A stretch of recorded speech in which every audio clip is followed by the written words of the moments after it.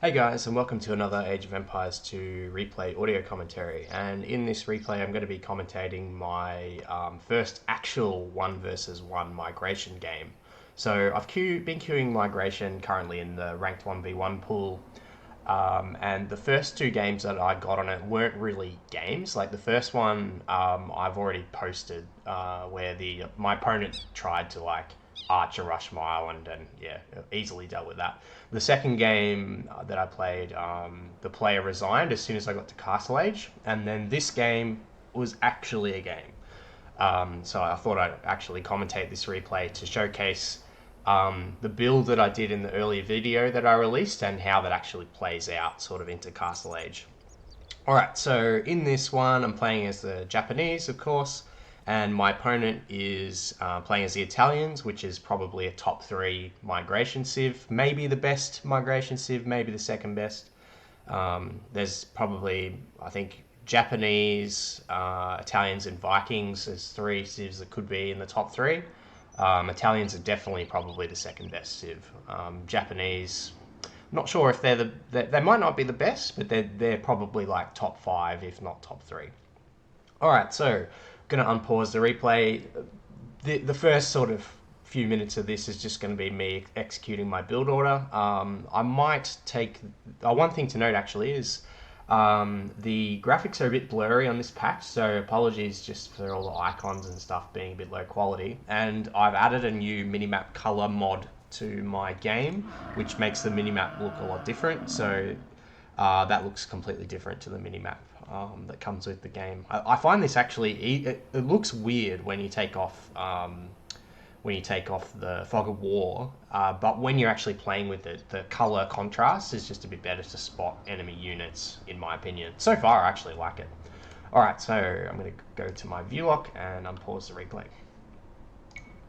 Okay, so on migration, you do the standard start as you would with any standard starting with 3 villages. You build 2 houses straight away, queue up 4 villages from your TC, send your scout to get your herdables under your control, and then queue your villages to your first herdable.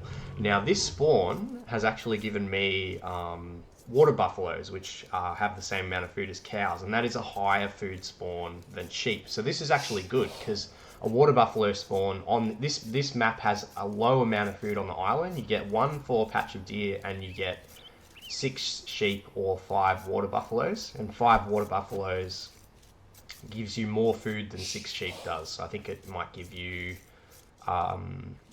it might be 650 food instead of 600, or possibly 750 food. I don't know, I can't remember. I'm not like a maths person really. So after you take your first water buffalo, it's important to push in your deer. It's good to have a minimal amount of overlap on the animals under your TC, because you want to minimize the rotting. So 6 under the TC, and then you start sending villagers to wood. So here I've got 3 animals under the TC, which isn't ideal. So what my troubleshooting for this is, I'm going to queue my next villager to under the TC, and then move the villager from the water buffalo to the wood line, and I'm using my water buffaloes to scout. You want to make sure that your scout pushes in the deer basically, if you can get one herdable, then 4 deer, that's the ideal way to play this map, because they usually don't spawn too far from your TC, and you don't need to really, you only need 1 wood line and to be able to know where the shore is at the start on this map. The rest of the scouting can be done later after you've pushed everything in. So I'm building a house at the 13th villager. Now you have to be careful with building the later houses on this map, because you have the dock and villager production. You have to start building houses a little bit earlier, and I think there's a couple of times where I get a little bit housed, but not too badly. Okay, so now I've got 6 under the 6 on food under the TC. I've got 5 on wood, and villager number 12 finished building a house and is going to go and build my dock. And I'm pushing in my last deer, and then I can put my scout on auto scout to scout the rest of the island. I need to get another water buffalo under my TC after this deer comes in. A little bit of a fail on the push there, but still okay. And then I've had a bit of a miscue with that villager going out to the shore, so I'm going to send her over to shorefish. Now I've got 6 on wood. And 6 on wood is enough to constantly queue fishing ships and houses. And then I'm going to start, excuse me, I'm sending the 7th one out to the wood line. Starting to send my water buffaloes back to the CT. I've got 2 fishing ships in the queue. Japanese lumber camps only cost 50 wood, which makes it a bit easier to get fishing ships out. And then I'm going to build a house. And this house is probably going to come up a bit late because I'm already at 18 out of 20 population and I've got a villager and a fishing ship coming out. Yeah, there we go. I get house and the next villager production gets stopped. But it was only for a few seconds, which wasn't too bad. Just got to be on top of that on water maps. You've got to get the houses up a little bit earlier than 2 population before you're going to get houses. I think 3 or 4 is a good idea. So I've gone up to 8 on wood here. I've got a villager preemptively building the next house after the first time getting housed. And I'm going to do 24 villagers with loom and then go up to feudal age. So I'm queuing some villagers on stragglers. I want to make sure I get out 4 or 5 fishing ships here, and then I'm going to build a second lumber camp. And I went for an earlier mill in this one. I'd normally add the mill a bit later, and this was a bit of a going off my build order here a little bit, but I think it's okay. But I think ideally you want to be focusing more on wood. Here I'm just focusing that a little bit extra on food. And I end up hitting the timing on my build order, so it's okay. But I don't recommend making the mill this early, because that wood, I think it's better to make the second lumber camp first. So I've got 4 fishing ships out now, and I'm going to go start and make that second lumber camp.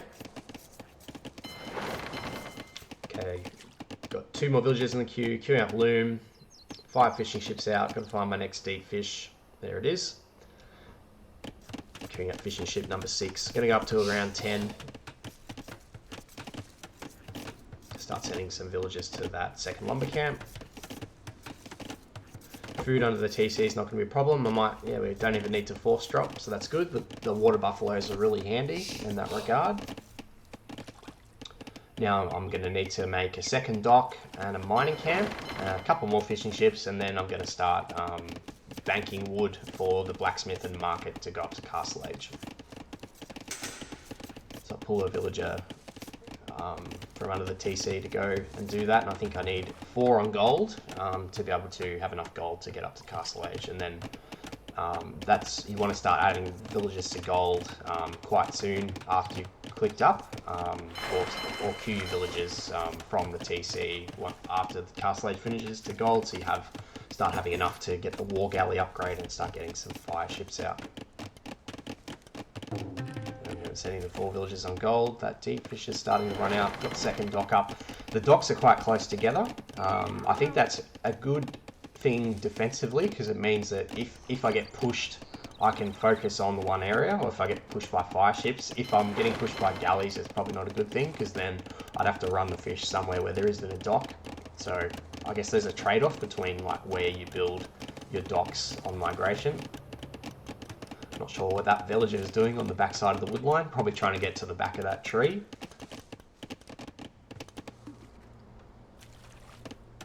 So that the location of the deep fish next to my second dock is quite lucky. It's really close. That means I'm not going to have any trouble clicking up to Castle Age. So my opponent's up maybe 1 population before me, or maybe it was just the few seconds that I got housed that was the difference. Italians do have a cheaper age up, so I'm not too surprised by the fact that he's beaten me up to feudal age. So blacksmith and market coming up. I've started on the buildings a bit late, so I've added 1 extra villager each to those buildings. Currently I'm 20 gold off and 40 food, just force dropping the food to get that in. And now I've got enough, and I'm clicking up to Castle Age with, apart from getting housed a little bit, virtually no idle time. I've got the 10 fishing ships, so that's enough. And now I need to be banking, I get gold mining upgrade here. I really should have got double bit axe first. So I think I've just forgotten that I hadn't got double bit axe yet. And I built the third dock also before queuing double bit axe. So I think this is a mistake in the build order. Really should have focused on getting double bit axe here. And that lumber camp is starting to be a bit inefficient, so I need to think about moving villagers to a more efficient lumber camp. Getting double bit axe now and starting to queue up some fire ships. So I'm just going to pause the replay for a second here, and I'm just going to go over and have a look at my opponent's build. So I'm just going to take the view lock off for a second. So this player here, he's an Australian 1400 ELO player.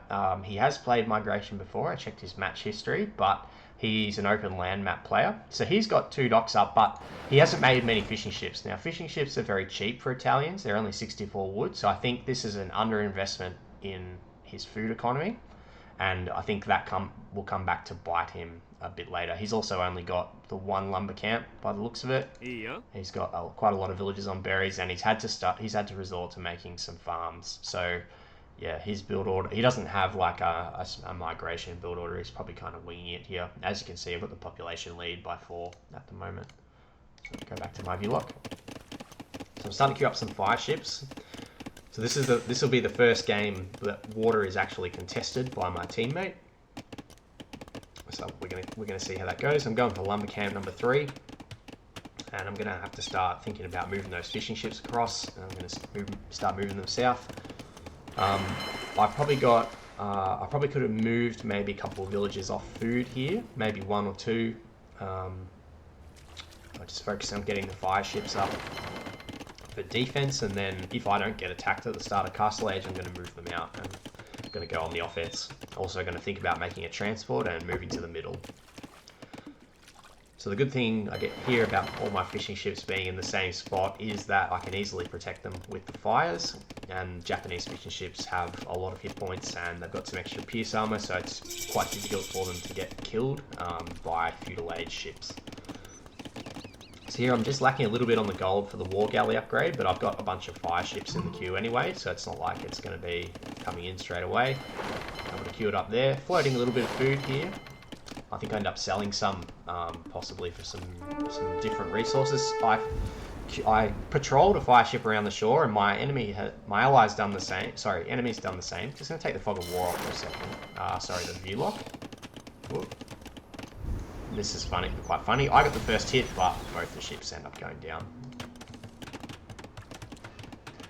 So I didn't actually know what happened because I wasn't looking at that at all. I just patrolled a ship around, so I thought that maybe I'd lost my ship and I didn't kill his because I didn't check it at all in the game. So now I'm moving out with my fire ships because my impression is that he's pushing this side, and I've spread out my fire ships on spread formation so that the pathing is a little bit easier when moving forward rather than being in like a line or something like that.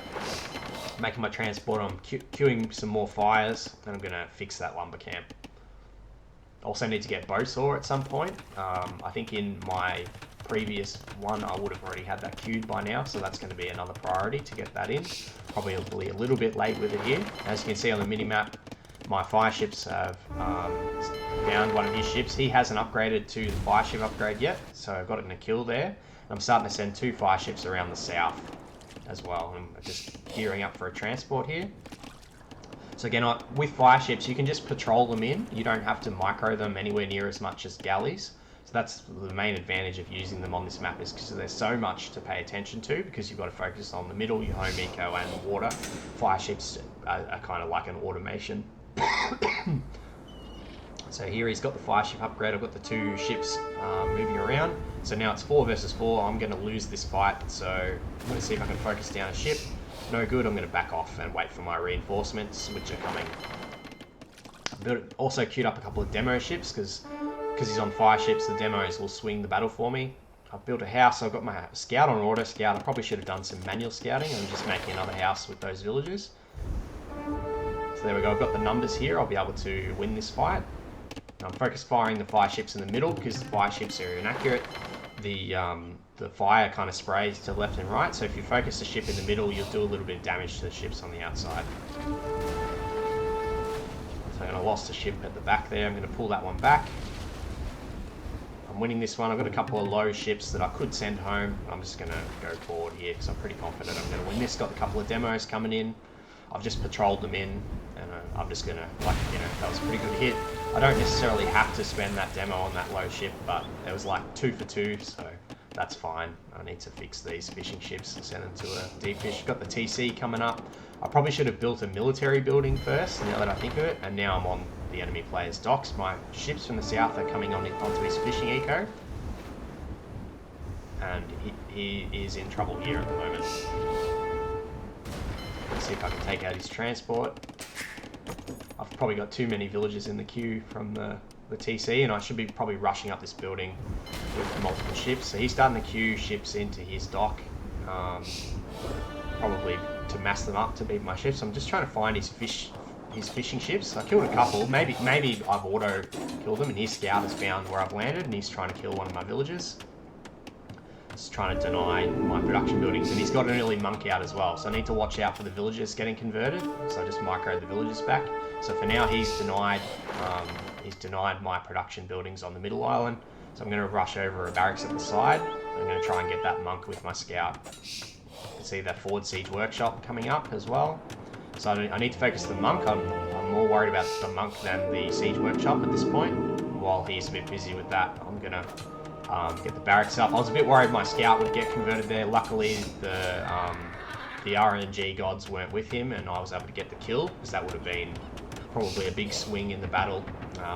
So I noticed that he's cleared up some of my ships there with his reinforcements that he was queuing in his docks. I'm just trying to fix my eco at home a little bit here. I ended up getting gross. I'm getting +1 armor on the spearmen, because Japanese have good spearmen. I'm floating quite a lot of wood here, so I need to start getting my food economy down, because the micromanagement means I haven't been paying much attention to my macro, and I've got like 10 villages in the queue, so I could cancel a couple of those. Going to get an outpost up. I've got a siege workshop up. He's got something in his siege workshop. I've got my scout just waiting there just to see what it is. I noticed that he's got a few scouts, and I've just looked away at the wrong time. I'm probably going to lose that scout. Yes, I lost my scout there. So I'm now queuing up spearmen. Again, I need to get some more farms. I'm on stone because I want to drop a castle to protect my eco on the island there. Got a mangonel coming out. Got a couple of spearmen. Just making some outposts with that villager so I can get some vision, and then the scouts will come in. Mangonel's come out, and he's going to try and push me on my TC. I've only got the one spearman at the moment, so I've got to be careful. He's got a military advantage here. My Mangonel's coming out. I've still got my monk. He's attacking my barracks, which I don't really care about because I've got more than one. My ships are automatically killing his ships here, so I've got Japanese faster attacking spearmen with +1 armor, so they should do a reasonable job against the scouts. I'm just going to focus fire down the Mangonel, and then I'm going to switch to the scouts. This monk is trying to convert one of them. Just going to move the other spearman over. So he converts one. I get a scout kill, and now he's going to try and dive my Mangonel most likely with the scouts. I need to dodge that shot, and oh dear, I'm going to lose the Mangonel unless I repair it. I'll get the repair on. I'm going to garrison the TC. One villager down. I queued up a couple of war galleys to try and get a bit of support on the side. He lost all of his scouts under my TC, and then he resigns. So I think I had quite a bit of an eco advantage here as well. Like if you look at the score, it's about 2,000 difference. These war galleys have no upgrades. It was just that I had a bit of support because I didn't really have like anything here, and I thought, oh, I've got docks right here. I may as well. It's like basically having a water archer, because I noticed that I'd be able to range this from the shore, so it helped me put some pressure on. So this player's obviously watched T90 Titans League, because he knows the meta for the map, like scouts and monks and siege in the middle. But yeah, his economy at home is a disaster, and yeah, I've taken him off water. Again, I didn't really pay too much attention, and I actually missed the key battle when I was watching this replay. So the one mistake he did, which unfortunately it happened while we were fighting, is he must have actually clicked his ships this way, whereas I patrolled mine. So my ships got the first hits on his ships as they were moving, and then he noticed it once he heard the sound. But by that time, like maybe a couple of seconds later, I'd already done damage to some of his ships, and I won the engagement with quite a snowball. So I've got 7 ships left over from that engagement. So unfortunately, this game only went to the 25-minute mark, but it was quite a scrappy shit fight on the middle. I won water pretty easily with my numbers, and of course my fishing eco was a lot better. However, it's not super optimal here. So I should have probably started docking around here as well. I think I was a little bit late to the middle in this one, so I think maybe in my next game I'll build a transport ship a little bit earlier. There's a bit of a trade-off though, because like the transport ship comes at a cost of like the fire ship numbers. So I think I had the advantage on water, but I sacrificed the lateness of the landing a little bit. And the positioning, like I think he had his scout trying to come over and find where I'd land, try and time the landing, but he missed it. So he was a bit unlucky with his strategy because he went over earlier than I did, and he's tried to take the middle and get the relics and stuff. All right, hopefully that was good, guys. Thanks for watching, and I hope you look forward to the next video.